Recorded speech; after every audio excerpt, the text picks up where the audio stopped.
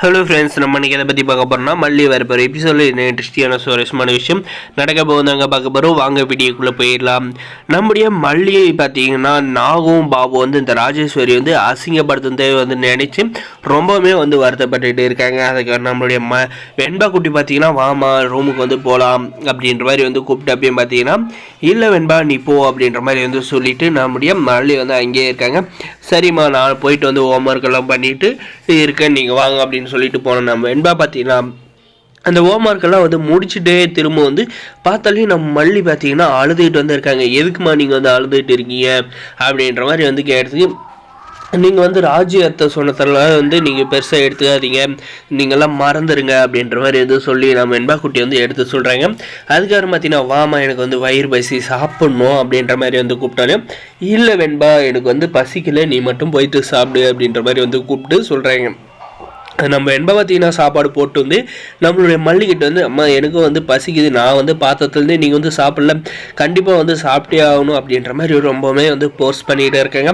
அதே சமயம் இந்த ரஞ்சிதா ராஜேஸ்வரி பார்த்தீங்களா ஆண்டி இந்த வாண்டு பார்த்தீங்கன்னா போயிட்டு மல்லிகையில் வந்து எப்படியெல்லாம் வந்து சாப்பாடு சாப்பிட சொல்லி வந்து கேட்டுக்கிட்டு இருக்கு அப்படின்ற மாதிரி வந்து கேட்டதுக்கு இந்த ரஞ்சிதாவுக்கு பார்த்தீங்கன்னா உரைக்கிற மாதிரி பார்த்தீங்கன்னா அந்த இடத்துல நீ இருக்க வேண்டியது, நீ ஒழுங்காக இல்லாதனால தான் இப்போ வந்து மல்லி அந்த இடத்துல இருக்கா அப்படின்ற மாதிரி வந்து செருப்புல அடிச்ச மாதிரி ஒரு கேள்வியை வந்து கேட்குறாங்க.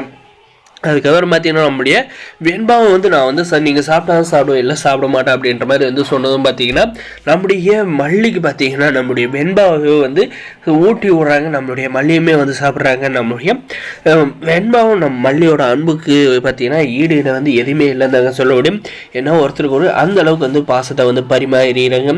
இந்த சமயத்தில் நம்முடைய இங்கே விஜய் பார்த்தீங்கன்னா அடிபட்டு வீட்டுக்கு வராங்க. அவங்களுமே வந்து தாங்கணும் அப்படின்ற மாதிரி நம்ம மல்லி வந்து நினைக்கிறாங்களே. ஆனால் அதுக்கான இடத்த வந்து நம்ம விஜய் வந்து தராத பயங்கரமாக வந்து கோவப்பட்டுறாங்க.